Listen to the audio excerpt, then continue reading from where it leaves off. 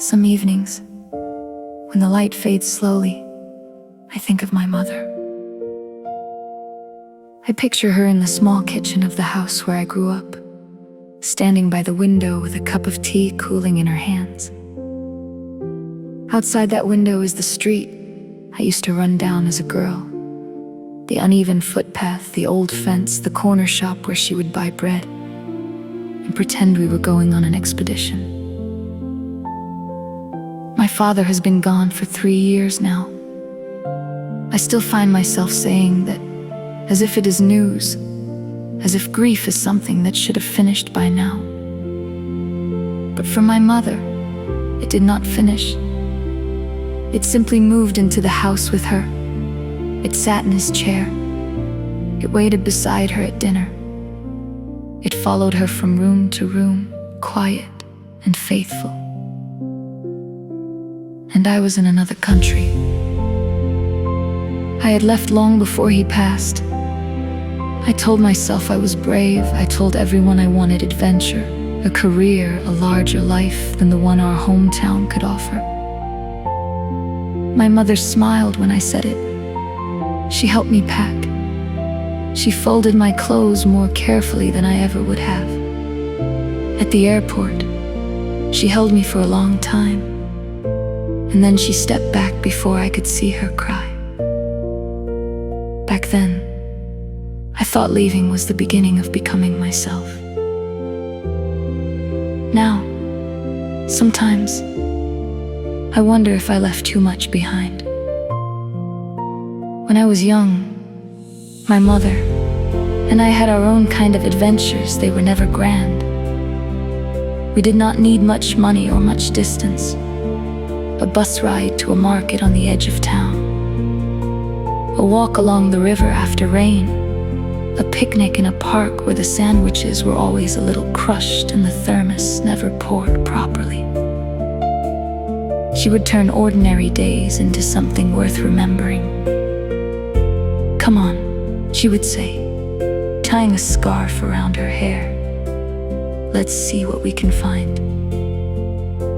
And we always found something: a blue glass bottle half buried near the riverbank, a stray cat that followed us for 3 streets, a bakery we had never noticed before, a field of wildflowers behind an old church.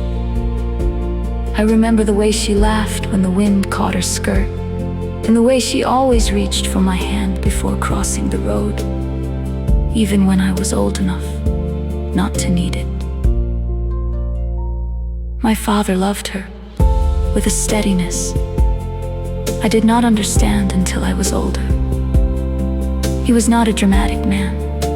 He did not make speeches. But every morning, he placed her cup on the table before his own.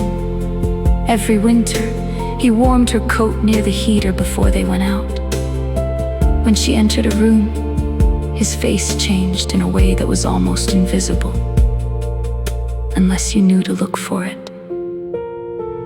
She was loved every day, in small, practical ways. After he died, I spoke to her on the phone as often as I could. I asked if she was eating properly. I asked if she had seen the doctor. I asked if the neighbors were checking in. She always said, "I'm fine, darling." And I always wanted to believe her. But lately, when we talk, I hear the spaces between her words. I hear the silence of the house behind her. I hear how carefully she tries not to ask for anything. Tonight, I found an old photograph tucked inside a book I brought with me when I moved away. In it, my mother and I are sitting on a stone wall near the sea. I am maybe 12. She has one arm around me, and her hair is blowing across her face.